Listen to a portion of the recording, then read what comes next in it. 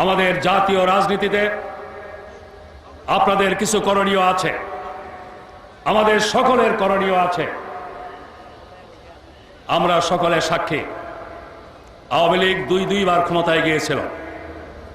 প্রথমবারে ক্ষমতায় গিয়ে ইসলামী রাজনীতি নিষিদ্ধ করেছিল, ইসলামের নাম নিশানা মুছে ফেলার আয়োজন করেছিল, ইসলামী শিক্ষা সংস্কৃতির পথ রুদ্ধ করেছিল। দ্বিতীয়বার ক্ষমতায় এসে মাদ্রাসার আলেম ওলামায় হয়রানি করেছে। কিভাবে আপনারা জানেন?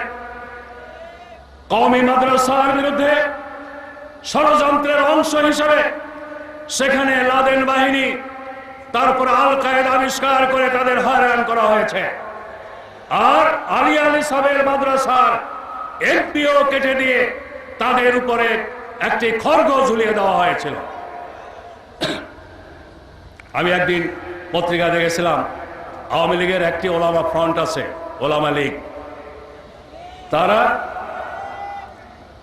কওমি নিসাবের ওলামায়ে কেরামকে বলছে জামাত ইসলামী আপনাদের দেখতে পারে না, কারণ আপনাদের ওখানে এদের নাকি কাজ করার সুযোগ নেই।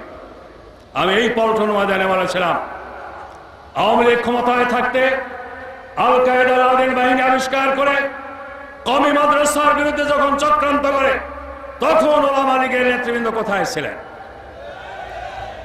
ওলামা লীগ আসলে এদেশের ইসলামী জনতাকে বিভ্রান্ত করার জন্য একটি নাম, মূলত আওয়ামী লীগেরই একটি পকেট অর্গানাইজেশন।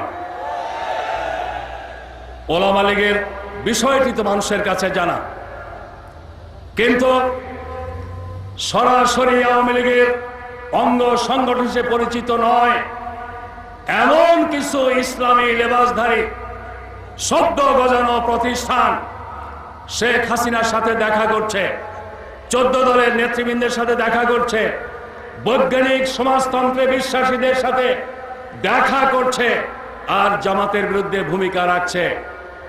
যারা এভাবে ইসলামের নাম নিয়ে লেবাস পরে আওয়ামী লীগের এজেন্ডা বাস্তবায়ন করতে চায়, বাংলাদেশকে ধর্ম নিরপেক্ষতার নামে ধর্মহীন বাংলাদেশে পরিণত করতে চায়, বাংলাদেশকে বাইরের তাবেদার রাষ্ট্রে পরিণত করতে চায়, তাদের বিরুদ্ধেও দেশবাসীকে সজাগ সচেতন করার ভূমিকা আপনাদের পালন করতে হবে।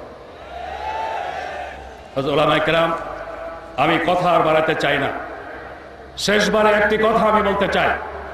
জামাত ইসলামী বাংলাদেশ এই দেশের সকল আলেম ওলামা, সকল ইসলামী প্রতিষ্ঠান, সকল ইসলামী দলকে আপন মনে করে, অন্তর থেকে তাদেরকে শ্রদ্ধা করে। আমি এতটুকু বলতে চাই, ভুল বোঝাবুঝির কারণে হোক, যে কারণেই হোক, জামাত ইসলামীর বিরুদ্ধে যারা সমালোচনা করেন, কথা বলেন, তাদের বিরুদ্ধেও আমরা কোনো কথা বলি না, বলবো না। আপনাদের কাছে অনুরোধ করব, গঠনমূলক সমালোচনা যদি যে করতে চায় করুক, সমালোচনায় জড়িয়ে পড়ে কাদা সরাসরির মতো পরিস্থিতিতে জামাত ইসলামী আজ পর্যন্ত শরীক হয়নি, ভবিষ্যতেও হবে না। আমরা মনে করি জামাত ইসলামী এই দেশের সকল ইসলামী দলেরই প্রতিনিধি স্থানীয় একটি সংগঠন।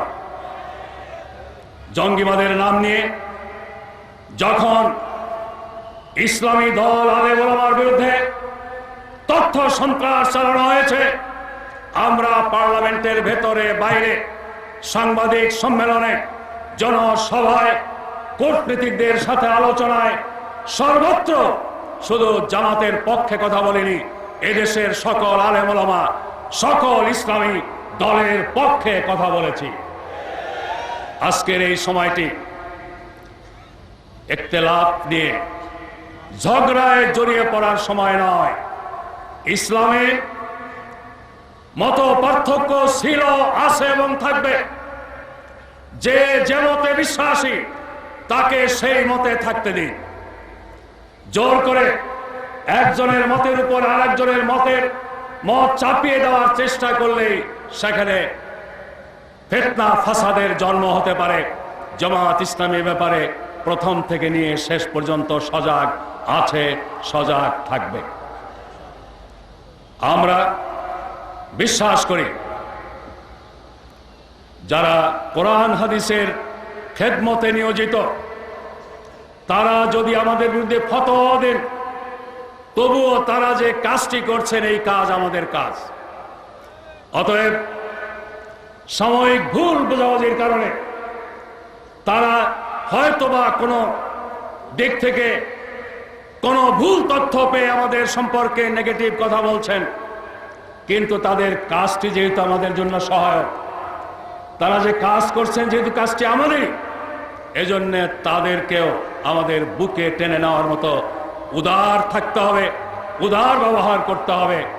আমি আবারও আপনাদের সকলের মাধ্যমে এই দেশের সমস্ত ওলামায়ে কেরাম, সমস্ত পীর মাশায়েখ, সমস্ত ইসলামী দল এবং প্রতিষ্ঠানের নেতৃবৃন্দ কর্মীদের কাছে আকুল আবেদন রাখতে চাই, ইসলামের বিরুদ্ধে যে ষড়যন্ত্র চক্রান্ত চলছে, এই ষড়যন্ত্র চক্রান্তের পেছনে যারা আছে তারা যেন ইসলামপন্থীদের কাউকে ব্যবহার করতে না পারে, কাউকে তাদের সহজ হিসেবে পেতে না পারে, আমাদের কারো কথা যেন তাদের শক্তি না যোগায়।